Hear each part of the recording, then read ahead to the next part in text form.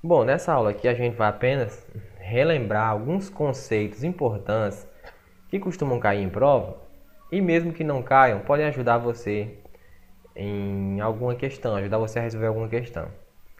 Bom, em primeiro lugar, esse tema de atividade física e saúde, a CESP não costumou, não cobrou muito nos concursos que ela fez da SEDUC do Ceará, né? Que ela fez dois. Em 2009, tem três provas da CESP, um ano de 2009, um ano de 2010, um ano de 2013, que foram todos para o mesmo cargo que você vai fazer agora. Nessas três provas, a CESP cobrou muito pouco esse assunto, atividade física e saúde, cobrou mais outros assuntos mesmo, didática, política, essas coisas. Não cobrou muito. Mas a UES, nas provas que a UES já fez para professor de educação física, eles cobraram bastante esse tema. Tem muitas questões da UES sobre esse tema. Então, vamos lá, vamos relembrar alguns conceitos importantes, né? Em primeiro lugar, sobre as medidas antropométricas. Na verdade, medidas antropométricas é até redundante, porque métrica já é medida. Antropométrica significa medida do corpo. Antro é corpo. Antropométrica, medida do corpo. Então, até que medidas antropométricas já ficou até meio redundante, né? Mas, enfim, algumas medidas antropométricas. Por exemplo, o IMC. O que a gente pode falar do IMC? Como você já deve saber, o IMC não é uma medida muito confiável para você utilizar, né? Porque o IMC ele generaliza uma coisa que não dá para generalizar. Não dá para você dizer, por exemplo, se você pegar um atleta fisiculturista e calcular o IMC dele, vai dar o quê? Vai dar obesidade grau 3. Então não dá para você dizer, porque você não sabe a composição corporal da pessoa. O IMC é complicado, mas é uma ferramenta que é indicada pela ONU e ainda é muito utilizada, né? É uma ferramenta simples, você pega o peso em quilos e divide pela altura ao quadrado, sendo que a altura é em metros. Então, por exemplo, se o meu peso é 75 quilos e 800 gramas, vai ficar 75,8. A minha altura é 1,74 m, vai ficar 1,74, porque é em metros, né? Então, 78,8 dividido para 1,74 ao quadrado vai dar igual a 25,03. Esse resultado, 25,03, você lembra qual é a classificação? É abaixo do peso, é no peso, é sobrepeso, é obesidade grau 1, 2, 3. O que é? Bom, vamos relembrar, né? O 25, no caso ali deu mais do que 25, 25,03, está no grau de sobrepeso. Os níveis do IMC são esses aí. Até 18,5 é muito magro. O normal seria entre 18,5 e 24,9. O sobrepeso 25 a 29,9. O obeso grau 1 de 30 a 34,9. Grau 2 de 35 a 39,9. E o 3 acima de 40. Dá para você lembrar essa tabela tranquilo. Só você lembrar 18,5, 25, 30, 35, 40. Ó, simples. 18,5, 25, 30, 35, 40. E aí você faz a tabelinha na hora e dá para lembrar tranquilo dessa tabela aí. A gente sabe que não é confiável e nada, mas cai em prova. Já caiu em prova. Então é bom você lembrar desses números aí. Eu não acho interessante uma questão botando você para decorar uma coisa dessa, mas fazer o que, né? Pode cair. Bom, antes de eu passar para o próximo, né? Só fixar bem. Por que é que o IMC não é uma ferramenta boa para você estar utilizando? Porque o IMC, o principal problema é que ele desconsidera a composição corporal. O que isso quer dizer? Músculo pesa mais do que gordura. Então, se eu sou uma pessoa musculosa, eu vou ficar como obeso aí. Porque músculo pesa mais que gordura. Então, se você pegar, por exemplo, uma pessoa toda musculosa e o outro bem gordão, pode ser que o gordão pese menos do que o musculoso. Porque gordura não pesa muito. Inclusive, gordura, se você jogar na água, vai boiar. Porque ela pesa menos do que a água. Já um músculo, se você jogar na água, vai afundar, porque o músculo pesa mais do que a água. Então, são densidades diferentes. Então, por isso que você não pode usar o IMC e dizer, pronto, é isso aqui, acabou. Não, porque o IMC não sabe o que é que tem no corpo da pessoa. O IMC mede apenas o peso da pessoa, mas não sabe se aquele peso é músculo ou é gordura. Então, esse é o principal problema do IMC, beleza? E aí, a próxima medida aí seria a circunferência abdominal.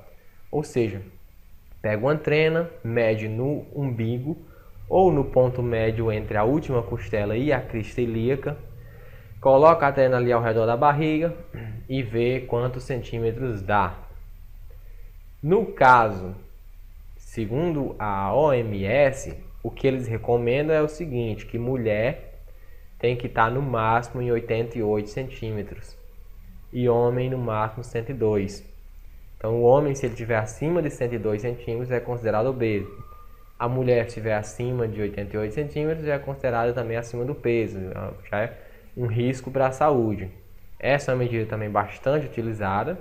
São, inclusive, duas medidas, a circunferência abdominal e o IMC, são duas medidas que dá para você utilizar nas aulas de educação física, porque são duas medidas simples e, apesar de elas não serem 100% confiáveis, mas elas servem para dar um norte para a pessoa, para ter uma base, né? Mas veja bem, a circunferência abdominal tem um problema simples. Como é que você pode padronizar a largura das pessoas? Imagine uma pessoa de 2,30 metros de altura, que tem uma circunferência de 102 centímetros, e uma pessoa de 1,5 metro de altura, que tem uma circunferência de 102 centímetros. É a mesma coisa? Lógico que não. Será que a pessoa de 2,30 metros está muito gorda? Complicado você dizer. E uma pessoa de 1,5 metro de altura, que tem 90, um homem de 1,5 metro de altura, que tem 90 de barriga. Essa pessoa é gorda? Ou não, já que a OMS diz que é 102. Então, é uma medida bem complicada, né? Mas também costuma cair em prova. Então, vamos ficar atentos, né? E a relação cintura-quadril? A relação cintura-quadril é você medir a cintura, medir o quadril e dividir a cintura pelo quadril para ver quanto dá. E aí, essa já considero até melhor do que as duas anteriores. A relação cintura-quadril, porque não é uma coisa só. Ela compara duas medidas. Por exemplo, ela não pega só a medida da cintura para saber quanto é, não. Ela compara a medida do quadril com a medida da cintura. E aí sim, já é bem mais confiável. Então a medida da cintura é feita na parte mais fina da cintura e a medida do quadril é feita na parte mais larga do quadril. E aí quando você tem essas duas medidas, você divide uma pela outra e aí você vai olhar na tabela para saber qual é o grau da pessoa. Claro que você não precisa decorar essa tabela aí porque é impossível. Mas, por exemplo, no caso do homem, se eu dividir a cintura pelo quadril, e aí ó, ele considera inclusive a idade, tá vendo? É muito boa essa tabela. Então, ó, por exemplo, aí ele vai dizer o risco, né? O risco cardiovascular da pessoa. Se o homem estiver abaixo, ó, um homem entre 20 e 29 anos de idade, se ele estiver abaixo de 83, no resultado daquela conta, ele está com risco baixo. Aqui ele está com risco moderado, aqui ele está com risco alto e aqui ele está com risco muito alto. Então essa aqui já é uma ferramenta bem mais interessante de ser utilizada, né? Beleza? Próxima. E agora a gente vai falar um pouquinho, relembrar sobre os princípios do treinamento esportivo. São princípios também bastante interessantes que servem para qualquer exercício físico e podem ajudar você na hora da prova, beleza? Bom, os princípios são isso aí, vamos falar um pouquinho sobre cada um. Em primeiro lugar, o princípio da individualidade biológica. Cada ser humano possui uma estrutura e formação física e psíquica própria. Nesse sentido, o treinamento individual tem melhores resultados, pois obedeceria às características e necessidades do indivíduo. Ou seja, todo indivíduo é igual, individualidade biológica. Do biológico, do fisiológico da pessoa é individual, cada pessoa é cada pessoa. Você não pode massificar, achar que você pode fazer o mesmo treino para todo mundo que vai dar certo. Não vai, porque tem a individualidade biológica. Agora também, cuidado para não utilizar, como eu vejo eu vejo o tempo todo, os profissionais de educação física utilizam a palavra individualidade biológica como uma desculpa quando ele não sabe a resposta. Ah, professor, por que o treino de fulano é assim e o meu é assim? O professor enche o peito e diz, é por causa da individualidade biológica.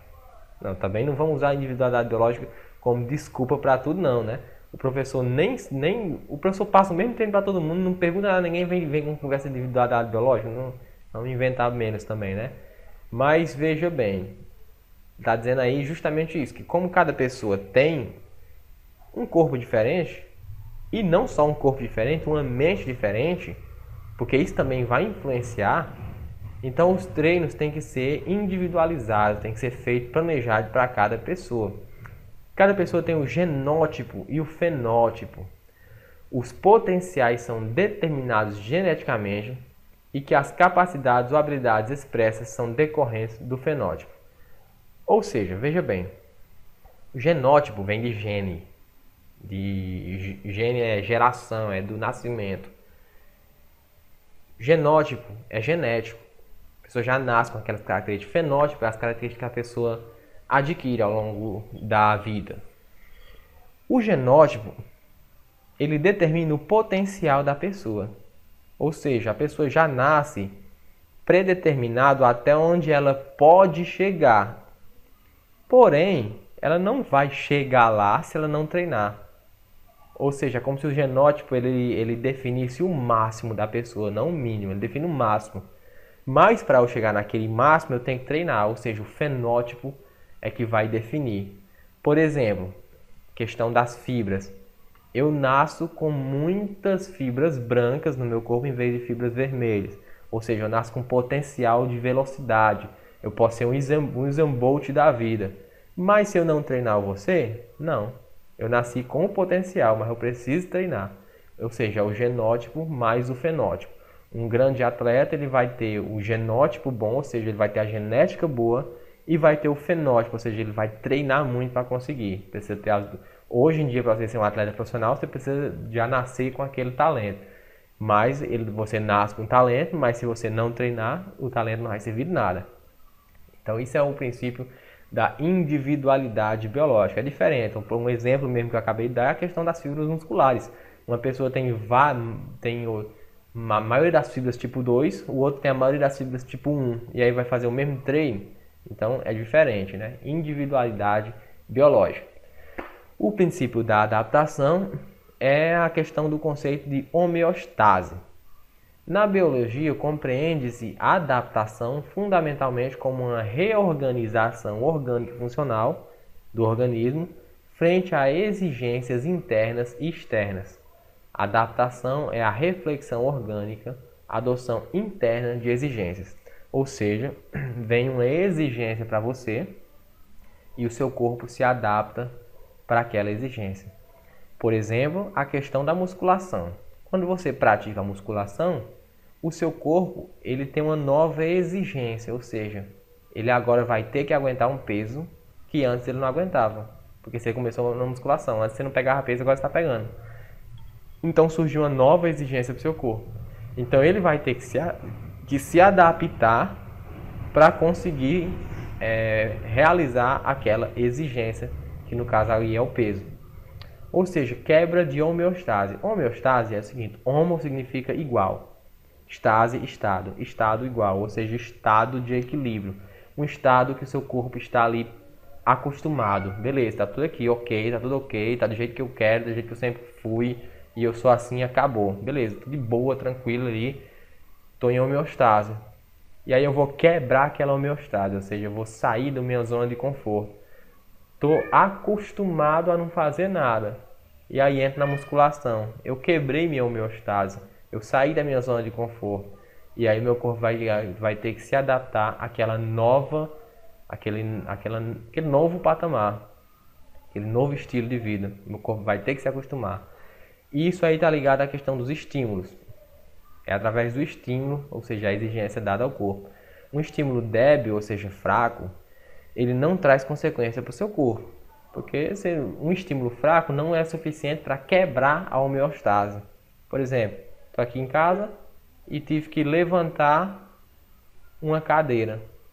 Isso foi suficiente para quebrar meu homeostase? Não. Foi um estímulo fraco.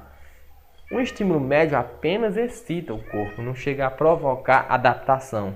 Para provocar a adaptação tem que ser um estímulo forte. Porém, tem que tomar cuidado também com isso, porque se o estímulo for forte demais, eu não vou apenas quebrar o homeostase, vou quebrar você. Ou seja, vou destruir seu corpo. Vai ser um dano que o meu corpo não vai conseguir reparar, ele não vai conseguir voltar para aquele estado de equilíbrio. Então o dano tem que causar um dano, mas tem que ser controlado. Esse é o princípio da adaptação, é esse. Quando acontece um dano no seu corpo, o seu corpo se adapta para se acostumar com aquilo. Só que o dano tem que ser calculado, né? O princípio da adaptação e a sobrecarga são dois princípios aí irmãos, né? Não dá para separar os dois. Sobrecarga. Imediatamente após a aplicação de uma carga de trabalho, há uma recuperação do organismo visando restabelecer a homeostase. Ou seja, a adaptação é o seguinte: quando eu quebro a homeostase, o meu corpo se adapta. Mas com que é que eu quebro a homeostase? Eu quebro com a sobrecarga. Então são dois princípios juntos. A curva de supercompensação explica muito bem isso. Ó. Estímulo. Aqui é minha homeostase, o meu nível atual.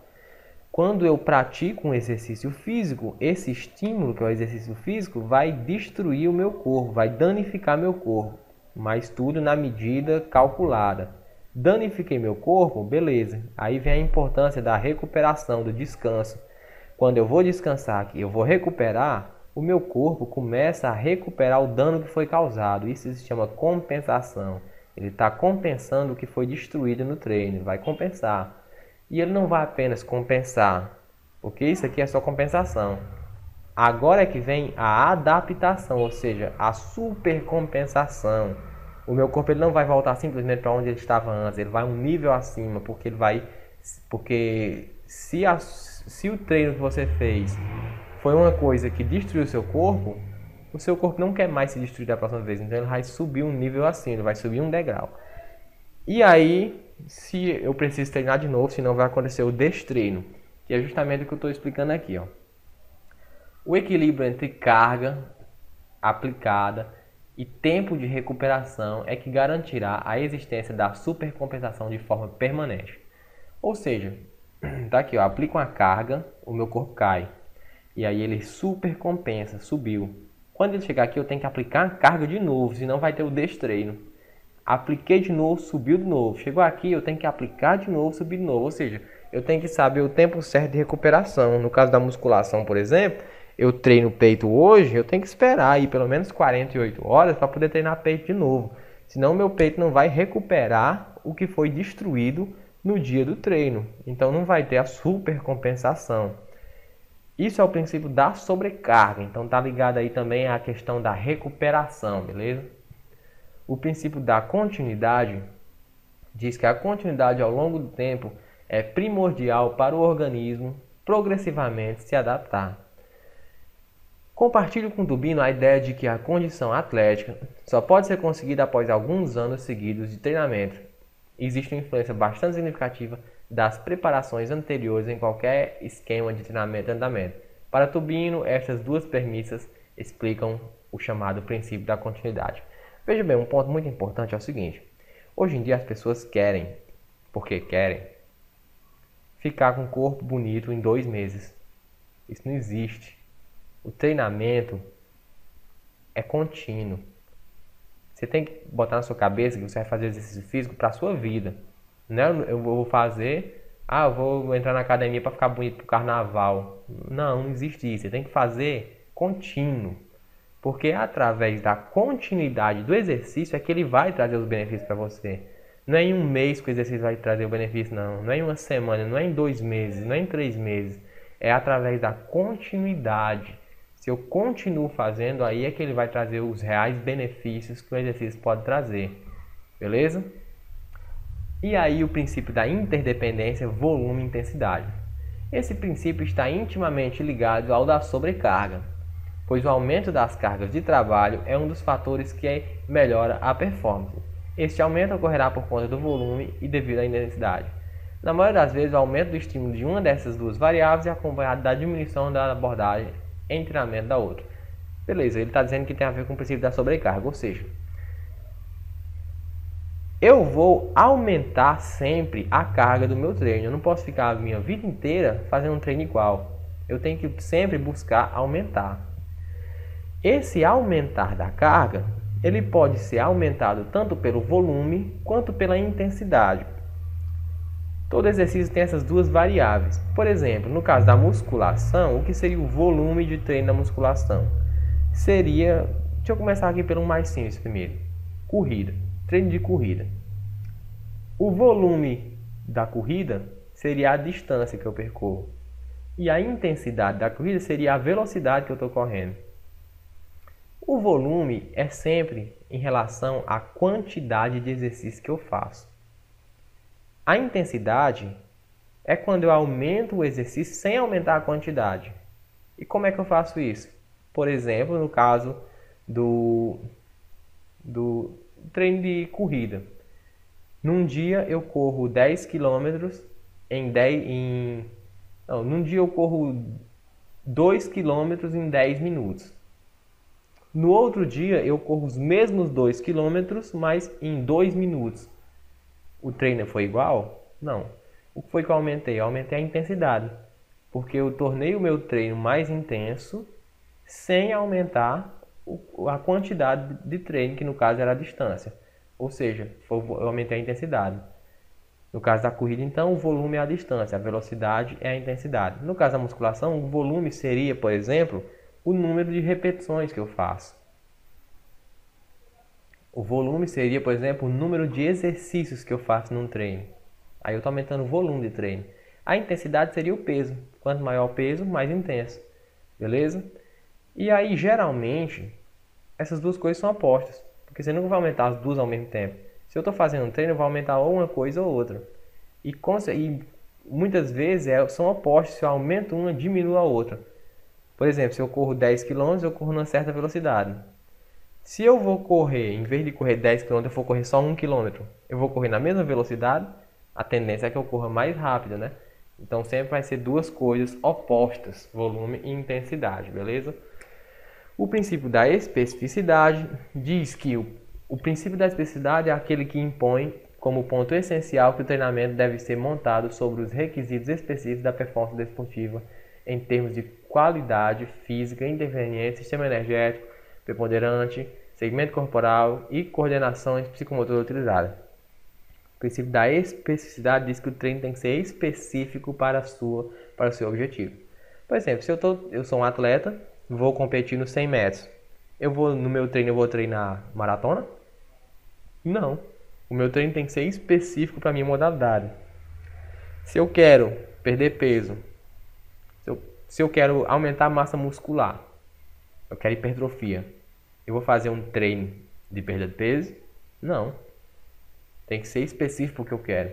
E em questão dos esportes, tem que levar em consideração o segmento corporal. Por exemplo, sou jogador de futebol, atacante de futebol, eu vou treinar mais braço na academia do que perna? Não. Ao contrário, né? Então tem que priorizar o segmento corporal mais utilizado, o sistema energético mais utilizado. Se eu sou um zagueiro de futebol, eu vou treinar disparada de 100 metros? Não. Centroavante pode até ser, né? Gesto esportivo, ou seja, treinar de acordo com o gesto. No caso da natação, por exemplo, às vezes, ou, por exemplo, remo. Sou um atleta de remo. Um exercício muito bom para esse atleta treinar na musculação é justamente a remada, né? É um exercício de musculação, mas que é o mesmo gesto que ele utiliza lá. Então tem que levar em conta aí os aspectos metabólicos e os aspectos neuromusculares, ou seja, aspectos metabólicos, o sistema energético predominante da atividade. Se eu estou treinando um atleta para uma atividade para competir, a competição dele vai usar que sistema energético? O ATP, o glicolítico ou o aeróbico? Eu tenho que saber qual é o sistema energético para saber qual eu vou treinar. E também os aspectos neuromusculares, ou seja, que estão de acordo com a coordenação motora. Engrama. O que é um engrama? O engrama é um conceito que ele diz que é o seguinte. O engrama é uma sequência de estímulos nervosos que geram o movimento. Por exemplo, Vamos supor que eu vou jogar, sei lá, vôlei. Aí no movimento da cortada, pá, dei uma cortada. Para eu fazer esse movimento, teve uma sequência de estímulos neuromusculares do meu cérebro. Essa sequência é que é chamada de engrama. E aí, quanto mais vezes você repete esse movimento, o engrama vai ficando como se ele fosse ficando gravado no cérebro. Porque é aquela sequência.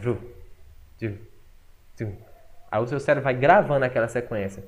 Chegando a um ponto de fez tantas vezes que o seu cérebro vai fazer agora de forma reflexa. Ou seja, sem você nem pensar, o seu cérebro faz, pá. Isso é um engrama, é o conceito de engrama, beleza? O princípio da variabilidade, na verdade, ele é um pouco que oposto ao da especificidade. Porque da especificidade ele está mais voltado aí para a questão de atleta mesmo, né? Já o da variabilidade está mais voltado para a questão de quem faz o exercício físico para a saúde. Também denominado princípio da generalidade, encontra-se fundamentado na ideia de treinamento total, ou seja, no desenvolvimento global, o mais completo possível de um indivíduo. Para isso, deve-se utilizar as mais formas variadas de treino. Veja bem, se eu sou um indivíduo comum, estou fazendo exercício para a minha saúde, é muito melhor que eu treine todos os sistemas energéticos, que eu treine todos os segmentos corporais, que eu faça uma atividade de explosão muscular, que eu faça uma atividade de resistência, porque eu estou treinando para a minha saúde. Então é bom eu treinar todos os estilos diferentes. A atenção a esse princípio diminui a possibilidade do aparecimento do platô no treinamento ou mesmo o aparecimento de fatores desestimulantes. Então isso também ajuda a questão de eu não me desestimular com o treino, porque o treino tem que ser uma coisa para a vida inteira. Então a variabilidade do treino também vai ajudar na questão da motivação, né? Beleza? E o princípio da saúde diz que a saúde deve ser o foco principal num exercício físico, o que muitas vezes não é, né? Muitas vezes as pessoas fazem um exercício físico com vários outros objetivos que não sejam a saúde, beleza? E para finalizar, a gente vai só relembrar aqui a questão das capacidades físicas que também caem muito em prova. Por exemplo, agilidade. O que é agilidade? Vamos lá, agilidade está ligado a fazer um movimento rápido com mudança de direção. Então, por exemplo, uma corrida em linha reta. Vamos supor, Usain Bolt. Usain Bolt é o homem mais rápido do mundo. Mas ele é o homem mais ágil do mundo? Não sei. É diferente. Velocidade é diferente de agilidade. E o Usain Bolt corre em linha reta. Então eu sei que ele é o homem mais veloz do mundo. Velocidade beleza. Mas agilidade eu não sei. Porque agilidade está ligado à mudança de direção. Por exemplo, se eu começo a pegar uma arma aqui e começar a atirar em você, e aí você sai pulando para um lado e para o outro para poder desviar. Se você conseguir desviar dos tipos tudo, então realmente você tem muita agilidade. Agilidade está ligada a isso, a fazer rápido, fazer um movimento rápido, mas com mudanças de direção, correndo para um lado para o outro, vai para um lado, faz uma coisa, faz outra. Isso é agilidade, beleza? Flexibilidade está ligado à amplitude de movimento nas articulações, ou seja, fazer movimentos com grandes graus, fazer uma abertura de vários graus na articulação, abrir muito a articulação, uma grande amplitude nas articulações, ou seja, elas não estão travadas. Por exemplo, na questão aqui do bíceps, por exemplo, uma pessoa que treina muito o bíceps às vezes não consegue esticar muito o braço, então ela está com uma pouca flexibilidade aí, né? Beleza? Questão da força. Força é a capacidade de exercer tensão contra uma resistência. Resistência que pode ser um peso, pode ser uma máquina, pode ser um elástico, alguma coisa. Que ocorre por meio da ação muscular. Isso é o conceito de força. Mas força, existe a força isotônica, também chamada de dinâmica, a força isométrica, também chamada de estática, e a força explosiva, também chamada de potência. A força isotônica, como você sabe, é a capacidade do músculo de exercer força com movimento. Por exemplo, na musculação, você está fazendo força movimentando o seu músculo, né? Movimentando. Isso é força isotônica. Força isométrica é a capacidade de gerar força sem movimento. Por exemplo, segurar um peso aqui e segurar parado. Isso está ligado à força isométrica, ou seja, força estática. E a força explosiva, ou chamada também de potência, é a habilidade de exercer o máximo de energia em um ato explosivo. Por exemplo, no arremesso de peso, né? A pessoa tem muita potência, tem muita força explosiva. Ele pega um peso aqui e imprime rapidamente uma grande quantidade de força, fazendo com que o peso seja arremessado longe. Beleza? Resistência. Bom, essa aqui é uma questão que você aqui às vezes pode lhe confundir. Porque existe a resistência aeróbica, anaeróbica, resistência muscular localizada. Mas geralmente quando a questão bota apenas a palavra resistência, ele está querendo dizer isso aí, que é a capacidade de sustentar uma carga de atividade capacidade de sustentar uma dada carga de atividade o mais longo tempo possível sem fadiga. Para mim isso aí é o conceito de resistência aeróbica, que inclusive já está aqui embaixo, a mesma coisa. Manter um determinado período de tempo, um esforço em que o consumo de O2 equilibra-se com a sua absorção, sendo os esforços de fraca ou média intensidade. É a mesma coisa para mim. Mas quando a questão diz apenas resistência, ele quer dizer isso. Se ele disser resistência anaeróbica, aí já é outra coisa. Que é a questão do você fazer um exercício de alta intensidade por um período médio de tempo. Essa é a resistência anaeróbica. Por exemplo, na questão da musculação mesmo, quando eu pego muito peso e faço algumas repetições até a fadiga muscular. Aquele curto período de tempo, eu estou exercendo a minha resistência anaeróbica. E a resistência muscular localizada está ligada à questão de um músculo específico. É a capacidade de um músculo específico trabalhar contra uma resistência moderada durante longos períodos de tempo. Isso é o que a gente chama de RML, resistência muscular localizada. Velocidade é a capacidade de executar movimentos cíclicos na mais alta velocidade individual possível. O que são movimentos cíclicos? São movimentos circulares, na verdade, só que não no sentido de ser um círculo, de ser redondo, no sentido de ser movimentos repetitivos. Tipo, por exemplo, na corrida. Na corrida eu faço o mesmo movimento, que é uma passada, outra passada, uma passada, uma passada até o final. Pronto. E então a velocidade é a capacidade de executar esse tipo de movimento cíclico, ou seja, repetido, na mais alta velocidade possível. Velocidade de deslocamento é a capacidade máxima de uma pessoa se deslocar de um ponto ao outro. Velocidade de reação é o que muitas pessoas chamam de reflexo, mas chamam erradamente, né? Porque o nome correto é velocidade de reação. É a rapidez com que uma pessoa é capaz de responder a um estímulo visual, auditivo ou tátil, tendo requerido para ser iniciada a resposta a um estímulo recebido. Por exemplo, se eu jogar uma bola na sua cara, você vai conseguir desviar dela a tempo. Se você conseguir, é porque você tem uma boa velocidade de reação. Você teve um estímulo visual, que foi ver a bola vindo para você. Foi um estímulo visual. E aí você responder a esse estímulo a tempo para poder desviar dela, seria a velocidade de reação. A velocidade de membros é a capacidade de mover membros superiores ou inferiores tão rápido quanto possível. Um exemplo aí seria a tacada no beisebol, né? Quanto mais rápido movimentar o taco, melhor. E por fim, equilíbrio é a qualidade física conseguida por uma combinação de ações musculares com o propósito de assumir e sustentar o corpo sobre uma base contra a lei da gravidade. Pode ser 3 tipos, dinâmico, estático ou recuperado. Olha, você sabe o que é equilíbrio. Agora, às vezes, você pode ler na questão da prova um texto desse aí e se perder todinho no texto. Mas tenha calma, é só ler com calma que você vai entender. Se você sabe o que é equilíbrio, é só ler com calma, você vai saber. O equilíbrio estático é um equilíbrio com a pessoa parada. Por exemplo, se equilibrar isso na corda. O equilíbrio dinâmico é durante o movimento. Um exemplo que eu dei da pessoa quando você está correndo. Quando você está correndo, ao mesmo tempo você está se mantendo equilibrado, em pé. É um equilíbrio dinâmico. E equilíbrio recuperado é a recuperação do equilíbrio após o corpo ter estado em movimento. Por exemplo, eu estou correndo e na hora que eu vou parar a corrida, eu vou ter que recuperar o equilíbrio.